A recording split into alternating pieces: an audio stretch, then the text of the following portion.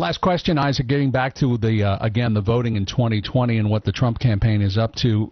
Rural voters, you mentioned them a moment ago. One wonders, well, rural voters, they don't make up a huge voting bloc. Let's face it, it's rural. There aren't as many voters there. How can that be a determinative factor in 2020 for President Trump? Well, it was a determinative factor in the 2016 election. I think that's the great misconception about how the system works, right?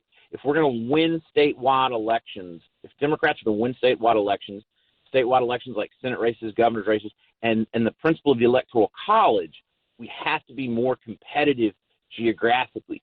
And that means we have to do a better job at rural outreach. That's just the nature of how the Electoral College system works.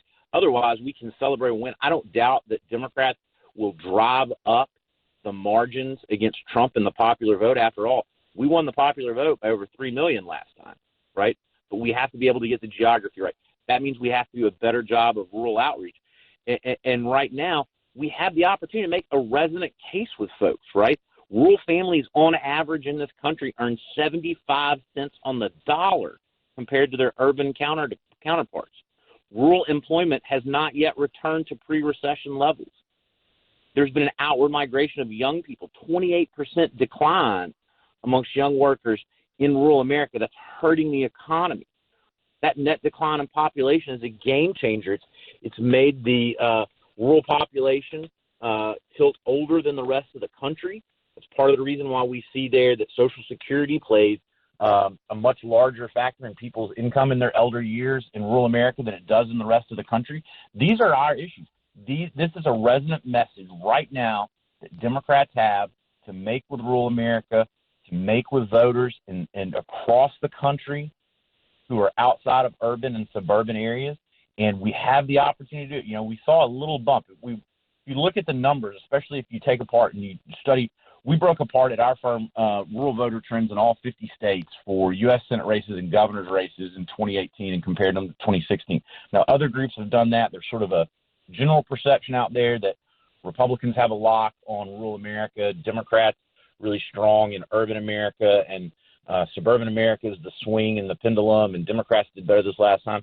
There are some firms out there that have put out some data comparing 18 to 16 and say, well, we shaved our losses a little bit, maybe from a 25-point, 26-point gap down to a 20-point gap.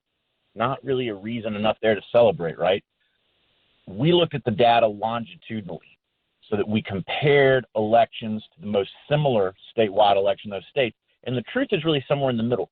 Yes, Democrats improved from 16 to 18 with rural voters. Yes, compared to like 2012 levels, we saw some improvement. But it's not a rosy picture yet. We have to get out there and do the work. We have to show up and talk to folks. We have to talk about bread and butter, kitchen table issues. Isaac, thanks so much for the perspective. I appreciate you being on this morning. Thank you. I enjoyed it. I hope we get to visit again soon.